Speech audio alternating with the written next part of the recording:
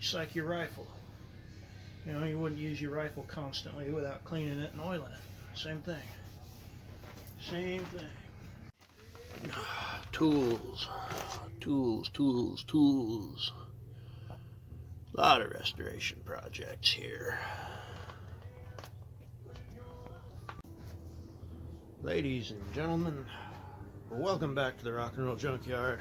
I'm Nicky, and today got another tool project for you.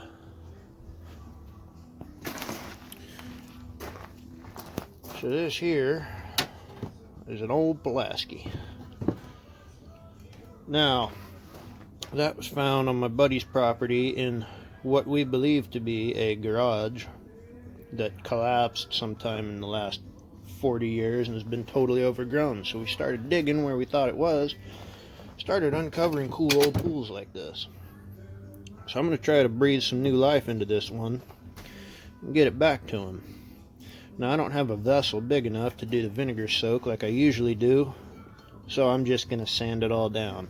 Plot twist, I don't have a power sander. I got to do everything by hand, so we'll get started on that and bring you back and see how she looks.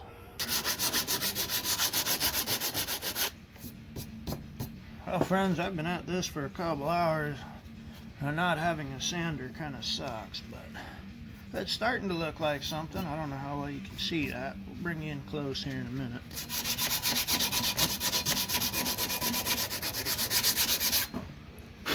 I do have a wire wheel on my drill, but that only does so much. Nope. Especially when the battery falls out.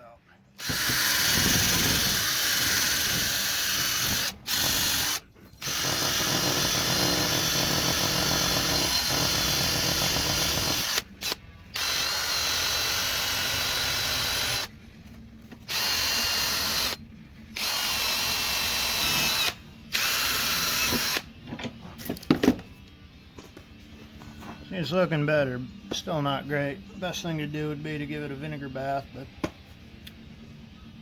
oh well. I'm doing what I can here. You can see we cut through a lot of the rust. We got some steel showing in some areas there. Inside needs a lot of work still, but should get in there. I've been at this about 2 hours now. We'll see how much longer I have the patience for. Alright, well. Whoop, get in focus. There we go. There she is. Not great, but you can at least see the steel. Most of the rust is gone. So what I'm going to do now, I got my belt sander out. I'm going to try to clean up these edges, put a new profile on them.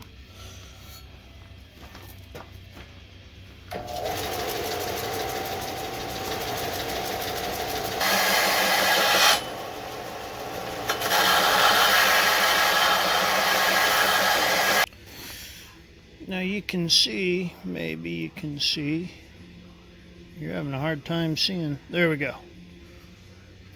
Yeah, it's pretty rough. I'm just going to grind that down flat, then reprofile it.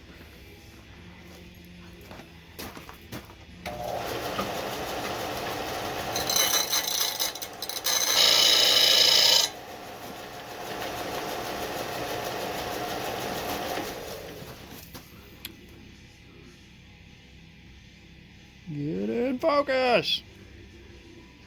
I need a better camera. Alright, nice and flat. Now I'm going to put a new edge on.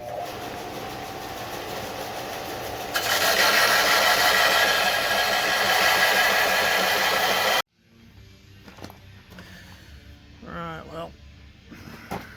Oh boy, this is annoying. Put an edge on it. It's not gonna, oh, there it is. Yeah, so you can see there's one little chip I didn't quite get out. I didn't want to take too much of the metal down, but let's compared to what it was, she's pretty damn sharp except for that one little chip. Did the same thing on the other side, just a very, yeah, that's a very steep angle right there. more gradual angle coming this way. You can see the metal's thicker in some spots than others. That actually wasn't the slip right there.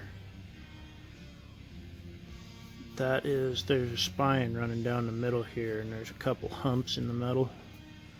But for something that's been sitting in the ground for 40 years, it's cleaning up pretty nicely so far. So now I'm going to take it inside and wash it with soap and water. Try to get as much of that rust color out as I can. Alright folks, there she is. Still got a little bit of rust on there, but after I gave it a nice hot bath, hot soap and water, got all the rust residue. My hands are a little stained from before, but it's not leaving anything on my hands now. Let me make sure this is all. Yeah, a little bit of new life in her, eh? Alright, so now let's talk about the handle. As I said, you want to sand them down. You want bare wood. You don't want any varnish or shellac or any of that mess on there. So I've already sanded all of that off of this handle. You don't have to wedge these or any of that. It's a friction fit. You literally turn it upside down. That's it. That's all there is to it. You stamp them in the ground, and it's on there. It is on there now. Now, some people leave them like this because they like to break them down for easier storage. I'm not going to do that though. Instead, I'm going to make a mark. So I'm going to leave it a little bit proud. So I'll make a mark somewhere up here and cut off that excess. That should still give this plenty of wiggle room if you really wanted to tamp it down. So I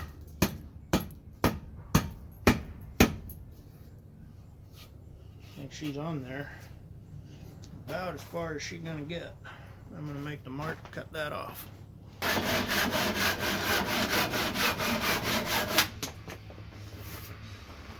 Always have a good handsaw on hand.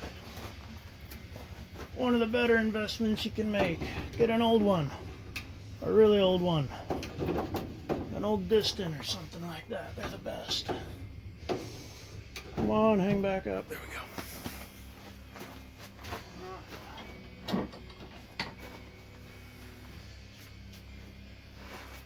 Now, I'm just going to sand that on the belt sander, sand it down a little bit, and all the handle.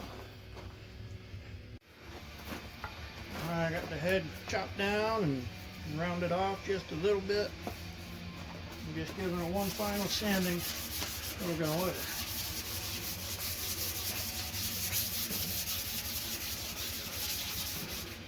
I sanded this down with 60 grit to get all the varnish off. Now I'm hitting it with 150 just to clean it up a little bit. Smooth it out a little bit.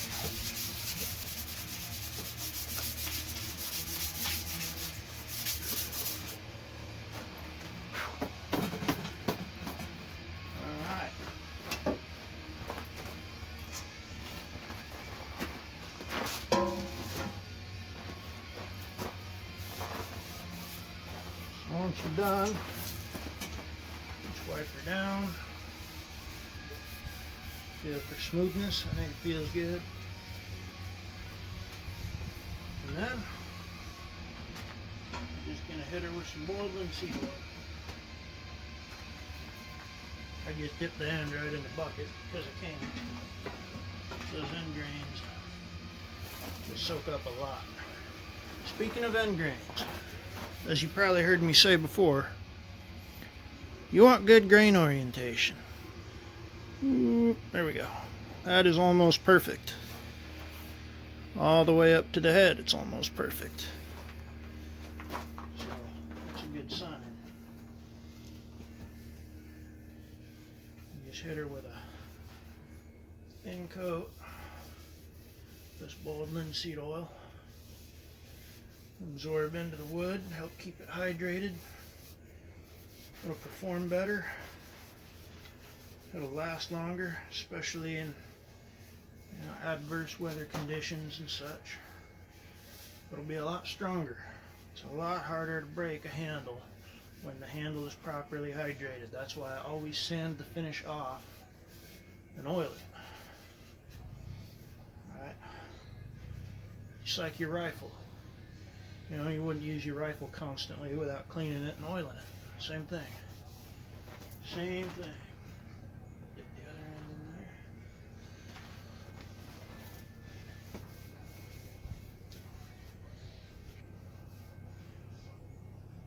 Alright.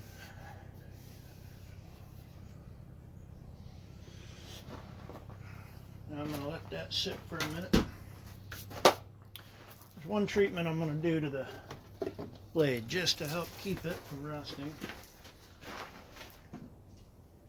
I've been doing these experiments trying to find something to help a blade not rust. I did this with the last Pulaski I had, and it hasn't rusted at all. And I did this last year. So I just hit it with a little bit of PB blaster, basically WD-40. Just hit it with a little of that.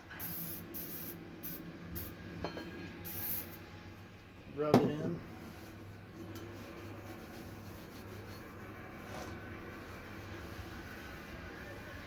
I haven't seen anyone online saying to do this, but based on my own experimentation, it seems to work all right. Helps prevent the rust from taking over. So I'm going to keep doing it until I hear of a good reason not to.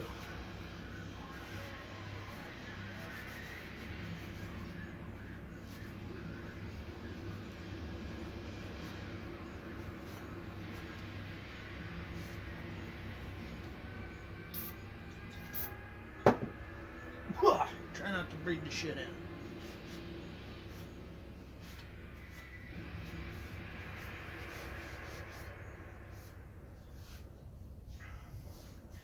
Doing this all by hand has literally taken all day. What would have only taken maybe an hour if I had an actual palm sander and a good wire wheel, good bench grinder with a wire wheel on it, But it's just the way it goes sometimes. I've been meaning to get this done, so adapt, improvise, and overcome, You gotta get it done, you gotta get it done. Also, after these projects, hang your oily rags up. Do not leave them in a pile, especially the boiled linseed oil. Boiled linseed oil rags can spontaneously combust if they're piled up, because they will oxidize so quickly, they'll get hot and they'll combust. Alright. I think I'm gonna call that good. Alright. Moment of truth.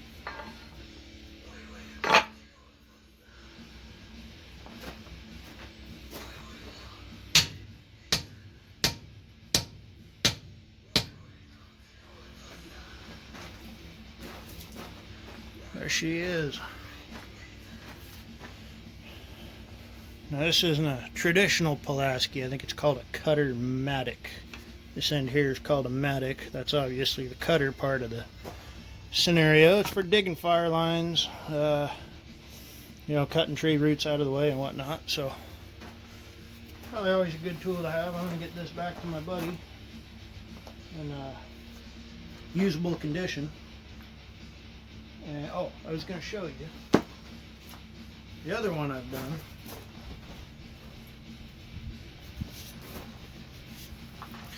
So this is one I did a couple years ago,